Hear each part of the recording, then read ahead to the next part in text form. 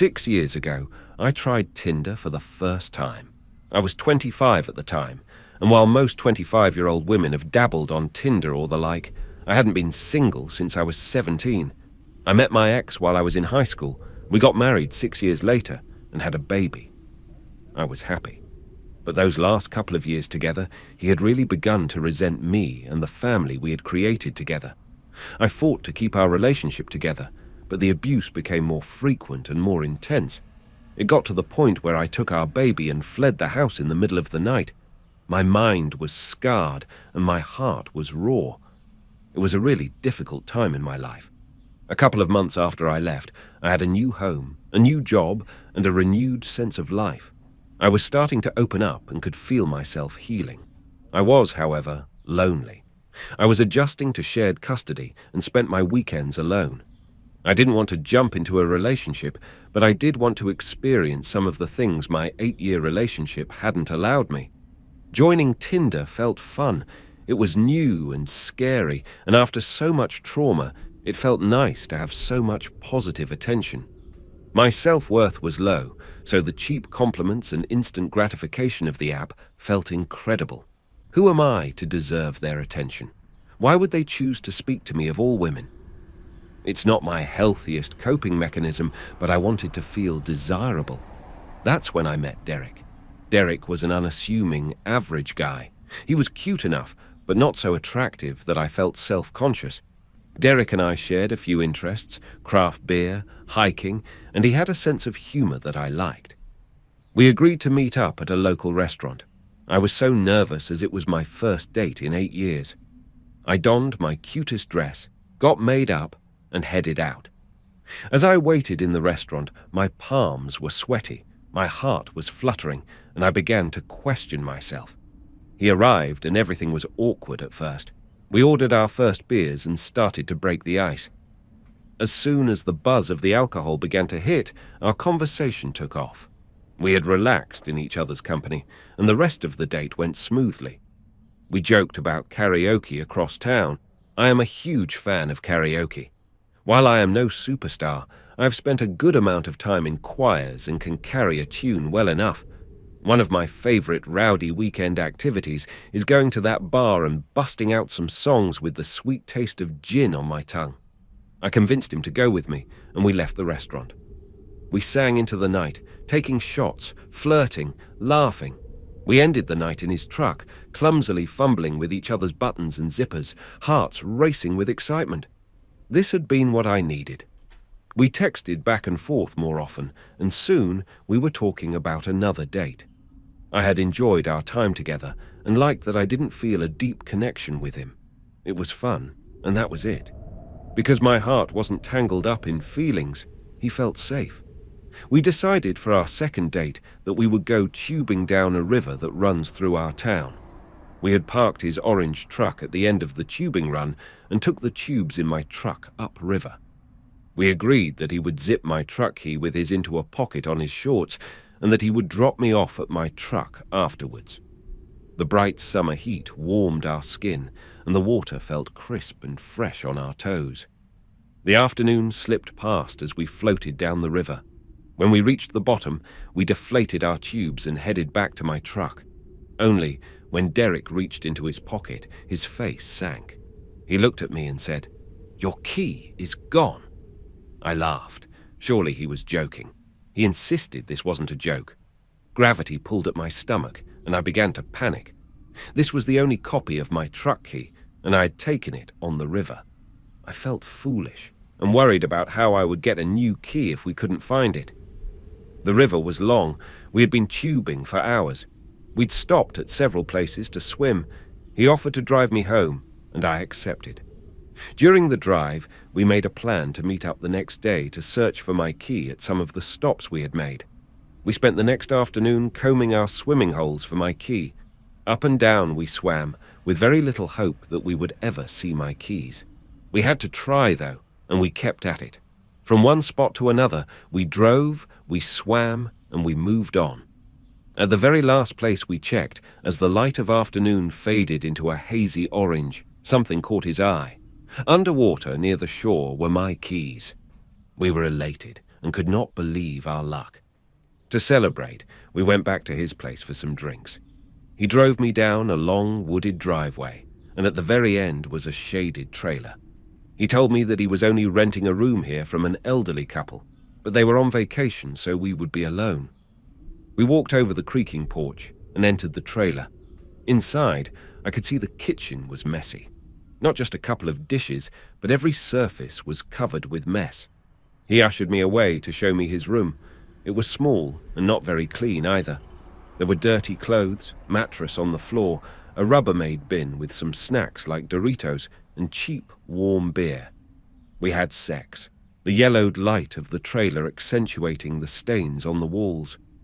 Afterwards, the spark of fun I had felt when we first met had withered, and I felt gross. I decided that it would be our last date. A week passed, and we hardly texted.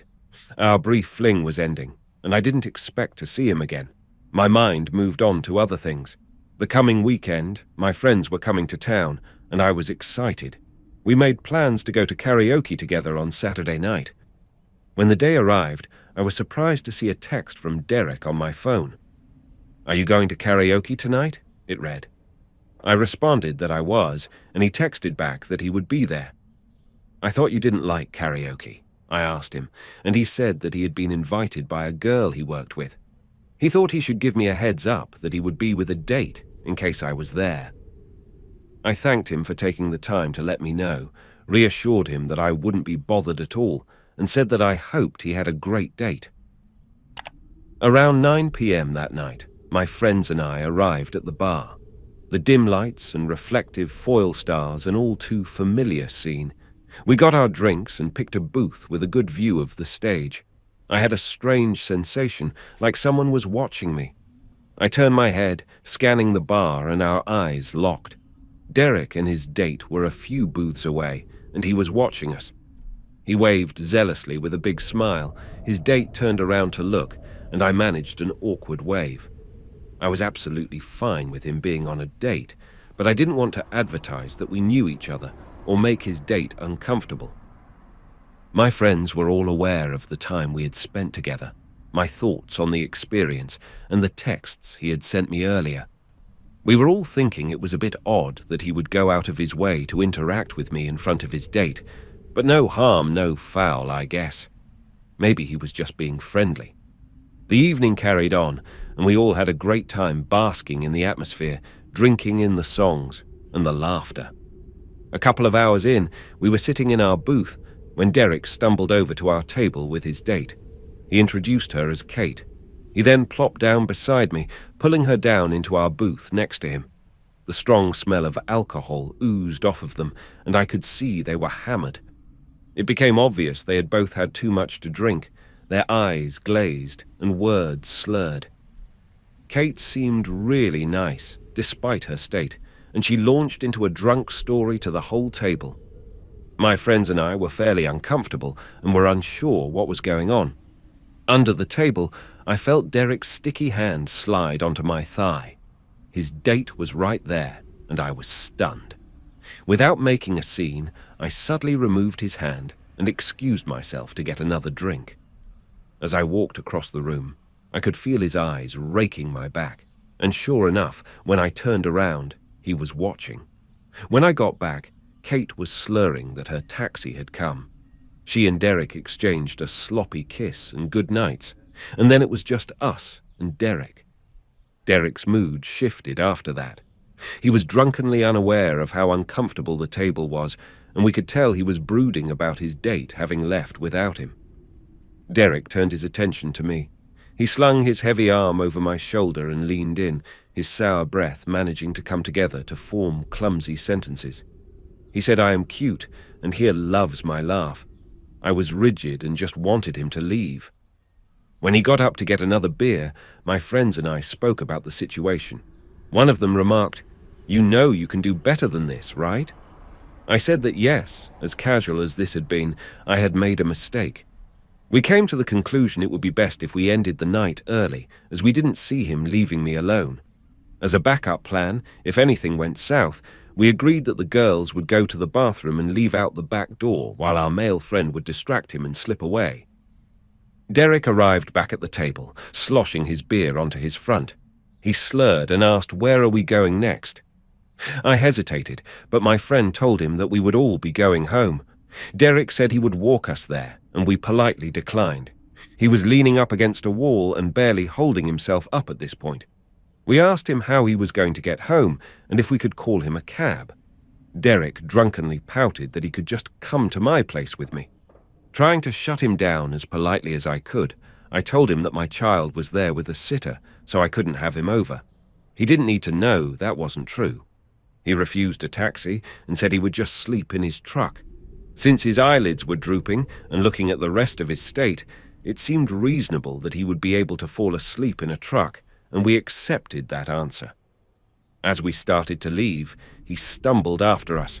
We stopped and reminded him that we were going to bed. He argued again that he should come with me. My friends and I locked eyes. It was time to engage with our backup plan. The two girls and I excused ourselves to the washroom while our friend distracted him. Slipping out the back door, the cool rush of night air hit us, and we hurried to the path that led to their hotel. Our friend caught up with us and said he had left Derek behind at the bar. We were all relieved to be out of there and started the walk back to their hotel. One of the girls was sober and offered to drive me home when we got to the hotel, and I accepted. A few minutes down the path, my phone began to ring. I looked at the caller ID and felt my stomach drop. It was Derek. I turned the volume down and let it ring, and to my surprise, he left a voicemail. I turned on the speaker and played it out loud. Derek's voice sounded confused as his words melted together into the phone. He was asking where we are, thinking that we were going to hang out. We were all glad we had left and agreed that this had been wild. That's when the phone rang again. Another voicemail popped up on my screen. In the dim light of the trail, I played the new voicemail aloud once more. His drunken speech was more intense this time, as he launched into how he didn't understand why I had left. He said I had hurt his feelings and he was in love with me. The tone of his voice shook me when I heard him say he loved me. There was something dark and heavy about it that left me feeling unsettled. We were all creeped out, but happy to see the bright sign of the hotel ahead. We traveled the carpeted hallway to their room so my friend could grab her keys to take me home. As we entered the room, my phone began to ring again. This time, the voicemail sent shockwaves of fear through my body. Derek's voice had taken on an edge as he repeated that he loved me, but he was actually really mad at me for leaving him at the bar. He went on about how could I do that to him, and he didn't know what he was going to do. His voice shook with anger as he stumbled over himself, expressing how I had betrayed him. The last thing he said before hanging up echoed in the hotel room. He said in stern voice, "You know, I'm really starting to hate you." This guy was unhinged, and I was terrified. I was grateful this side of Derek hadn't shown up when we were alone in his secluded trailer. My friends gave me a hug and told me to call them if I needed anything and to keep them updated. My friend took me home, and as I unlocked the door and stepped into the comfort of home, I felt exhausted. It had not been the night out I expected, and Derek's erratic behavior had really freaked me out. Fresh out of an abusive relationship, his actions at the bar, then the voicemails rang some all-too-familiar bells. That's when I saw the headlights. It was very late for anyone to be driving down my street. I peeked through the curtain. My blood ran cold and I trembled. Sitting in the cab of his orange truck was Derek. Mind racing, I panicked. This dude could barely hold himself up when we left, and he was blackout, obliterated. How did he drive across town to my house? How did he find me? I immediately remembered the other week when he dropped me off after my key was lost. How could I have been so stupid? I barely knew him, and we had only met 3 times. Derek's face was stony and etched with rage as he sat in the dark cab staring at my house. He wasn't getting out. He was just staring while I was on my hands and knees peeking out the window. All the lights were off inside, so I was sure he couldn't see me. Then the screen on my phone lit up. He was calling me again. I quickly hid it so he wouldn't see the light. Hands shaking, I played the voicemail as quietly as I could. Derek only said one thing this time, a phrase that sent terror shooting down my spine. In a drunken sing-song voice, almost taunting me, he quietly said, "Where are you?" I was terrified. Somehow, I hadn't really considered I could be in danger and chalked up all of the fear to my past experiences. Surely I was overreacting, and it was my fault for reading too much into this. I thought I shouldn't be this scared, and I don't want to make a scene. That last voicemail sealed the deal. I figured even if I was overreacting, at the very least he was a drunk driver. I called 911, and the dispatcher said someone would be there in a couple of minutes. As I peeked out the window, I saw him get out of his truck. He was done waiting. His heavy feet stumbled as they hit the pavement, and he looked around. Derek's voice cut through the night. He started yelling my name. The wild anger in his voice was tangible through the walls, and he just yelled into the street. He yelled, "Where are you?" Derek started to stumble towards my house when the flashing red and blue lights cascaded down the street, lighting up his face and highlighting every ounce of rage carved into his features. 2 police cars pulled up, and the officers got out. I was still peeking out from inside my dark house and couldn't hear much of what was happening. I watched them breathalyze him, which he obviously failed. The officers inspected his truck. They all spoke for a while, and one of the officers came to my door. I spoke to him about what had happened, and he was very empathetic. He said as unsettling as his actions had been, there wasn't much they could do without a direct threat. The officer let me know that they would be taking him in for the night, and he would be charged with drunk driving. He told me Derek would be out tomorrow, and to make sure I kept my doors locked and stayed safe. The tow truck came to remove his orange truck from the road, and I could see him arguing. The officers weren't having any of it, and they turned him around to cuff him. As the handcuffs locked around his wrist, he yelled out one last time. Looking directly at the window I was peeking out, he yelled, "I know you're in there. Why don't you come out to say goodnight?" As quickly as my street had filled up, it was empty. The quiet shadows of late night swallow the earlier chaos into nothingness. Derek texted me the next afternoon. "I'm very sorry about last night. I was in a bad place."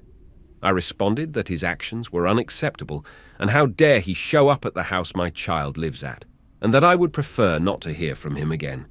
He apologized one last time, and I haven't heard from him since. Over the next few months, I would see him on a bike going to and from his workplace, so I know he lost his license. I was always wary that we would bump into each other, which thankfully never happened. I can only imagine how much angrier he was after that night lost him his license. I found out that he moved to the mainland a while back, which was quite a relief for me. I no longer feel as on edge around town. I was dating this guy for a while. I really liked him. Long story short, he said he couldn't see himself marrying me, but he still wanted to date me, so I broke up with him. A little bit of time went by, and I decided to get back into the dating pool via Tinder, even though I hate dating apps. One day, I matched with this guy Chad and hit it off via message. He's good looking and has a good sense of humor. After a couple of weeks, we exchanged numbers and continued chatting. We discussed meeting several times, but our schedules clashed. After that, Chad texts me and asks to Venmo me some money to treat myself to some bottles of wine. It sounds awesome, so I oblige. He also asks if I'd like to come over to his house after work. He says other people will be there, so no pressure if I feel uncomfortable. I actually didn't feel weirded out at all by this point, and I also carry, so I agree. I bring the wine and my CC and head over to Chad's place after work. He is there and 2 of his friends. They all seem perfectly nice and normal. I immediately spot a weird thing, though. All 4 kitchen cabinets are completely ripped apart and smashed. This is a newer kitchen with then nice cabinets. I ask about the damage, and Chad says he was mad, so he punched them. I decide not to say anything additional about it. I grab an unopened beer for myself, then a coffee. Everything else is fine until I'm done with the coffee. One of the friends leaves, and a few minutes later it's like someone has flipped a switch on Chad. He completely loses his shit out of nowhere. He throws a metal bar stool across the house, screaming like a lunatic child. He then chucks his phone into the kitchen wall. His remaining friend steps outside to smoke. Chad comes up to me out of nowhere and bites my leg. I hit him in the head and he stops momentarily, and then he bites me again. I hit him in the head hard this time, and he stops. I ask for the bathroom. He walks over to show me, and I don't know how else to explain this, but he quite literally hurls himself up into the air in the hallway and lands flat on his back outside the bathroom door. Chad then gets mad that he has hurled himself onto the floor and punches a hole through the adjacent wall. I politely excuse myself to the restroom in utter shock. I come out of the bathroom and Chad approaches me and starts crying. He's absolutely wailing, going on about how his father is sick and how this is a terrible time in his life. I'm ready to get the hell out, but I am concerned this guy may actually hurt himself. At the time, I felt some sort of responsibility to try to prevent that. I calm him down some, and Chad's friend comes back in, suggesting we should go fishing. Chad says he will, but would prefer to stay at the house to get to know me better. No way in hell. I agree to fishing so I can pretend to follow in my car and bail. We walk outside, and Chad's friend gets in the driver's seat of Chad's car. I walk around and let the friend know I will be following in my car, and he's cool with it. Chad realizes I am not in his car, storms over, and demands I ride with them. He's completely adamant, but I stick to my guns and refuse. He says to go the hell home then, and slams my car door shut. He then gets in the passenger seat of his car with his friend, and they drive off. I sit for a few minutes, calming down, processing, and pulling up the GPS to go home. It start driving through the neighborhood, make it around 3 corners, and stop dead. Chad is standing in the middle of the road, facing me. He runs at my car, full sprint, slams both hands on the hood as hard as he can, and runs them down like some sort of horror movie scene. He then runs over to my side, tries opening my door and rear door, screaming for me to open them. I decline. He punches my window, then the rear. I slam in reverse and floor it around the corner as he chases me on foot. I slam the car back in drive and peel out of there as fast as I can. I see the friend pulling back into the neighborhood and honk, but don't slow down. I heard him yell, "Sorry," as I drive by. The next day, Chad's friend found me on Facebook and messaged me, apologizing and saying he has never seen that behavior before. Chad also texts me and tries to apologize. He says his friend told him he went psycho and he doesn't remember anything. I tell him he's lucky I didn't shoot him and to never contact me again. I have permanent bruises from the bites to remind me of that creepy incident. I met a guy on Tinder and we really started to hit it off. We had been chatting for a few weeks and even discovered we had a few mutual friends. One night, feeling pretty intoxicated and social, I decided to call an Uber to his place.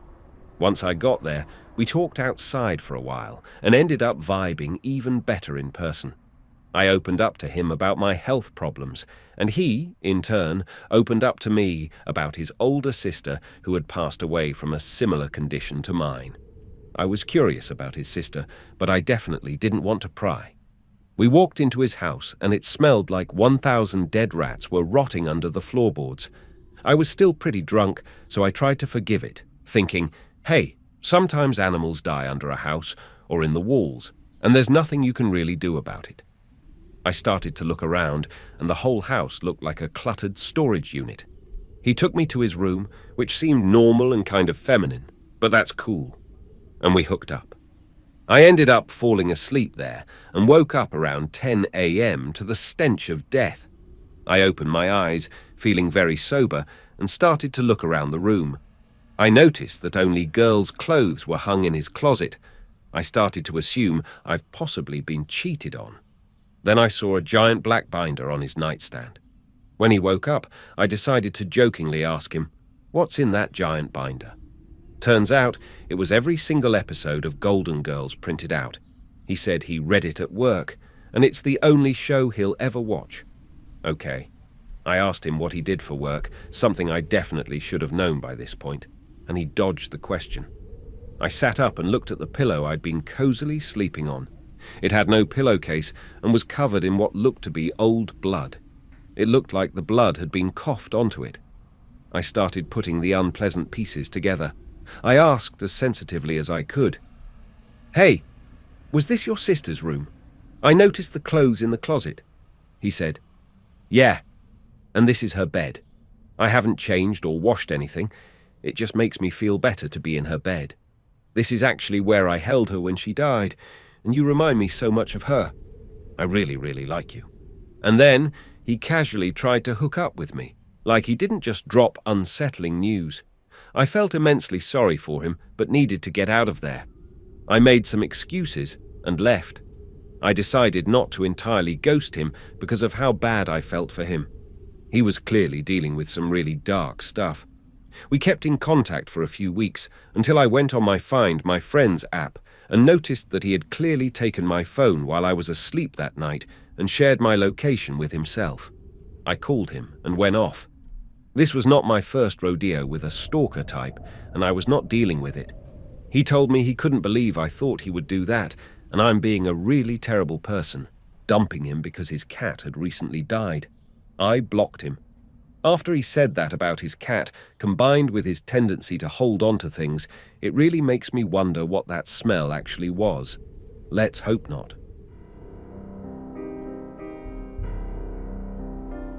Please drop a like and subscribe to Eerie Echoes for more horror stories.